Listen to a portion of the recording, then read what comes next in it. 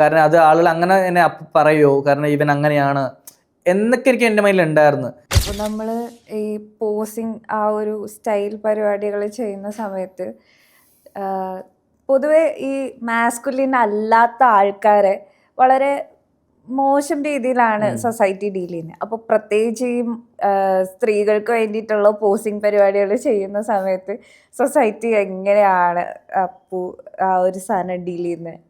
ഇല്ല, എനിക്കിത് ഫസ്റ്റ് പ്രശ്നമായിരുന്നു. ഞാൻ ഈ എൻ്റെ ഒരു കോൺസെപ്റ്റ് ഇവിടെ കൊണ്ടുവരുന്ന മുമ്പ് ഞാനൊരു 6 മാസം മുമ്പ് ഇതിനെപ്പറ്റി ആലോചിക്കുക, അതുപോലെ തന്നെ ഇതിന് ട്രെയിലൊക്കെ ചെയ്യായിരുന്നു. അപ്പോൾ ആ സമയത്ത് എനിക്കുണ്ടായ ടെൻഷൻ ഇത് സെയിം തന്നെയായിരുന്നു, ഇപ്പോൾ പറഞ്ഞത് തന്നെയാണ്. കാരണം ആളുകൾ എന്ത് വിചാരിക്കുന്നൊക്കെ ആയിരുന്നു. കാരണം അത് ഒരു ഫീമെയിൽ ടച്ച് വരുമോ നമുക്ക്, കാരണം അത് ആളുകൾ അങ്ങനെ എന്നെ പറയോ, കാരണം ഇവൻ അങ്ങനെയാണ് എന്നൊക്കെ എനിക്ക് എൻ്റെ മൈൻഡിൽ ഉണ്ടായിരുന്നു. പിന്നെ ഞാൻ അതെടുത്ത് തുടങ്ങിക്കഴിഞ്ഞ് നമ്മൾ റീച്ചായി തുടങ്ങി. റീച്ചായ ആക്ച്വലി ഇപ്പോൾ എന്ന് വെച്ചാൽ റീച്ച് ആയി കഴിഞ്ഞ് കഴിഞ്ഞാൽ ഈ പറഞ്ഞ ഒരാളൊന്നും പറയാൻ നിൽക്കില്ല. കാരണം നമ്മൾ അവരിൽ നിന്ന് ഉയർന്നു പോവുക, താഴ്ചയല്ല.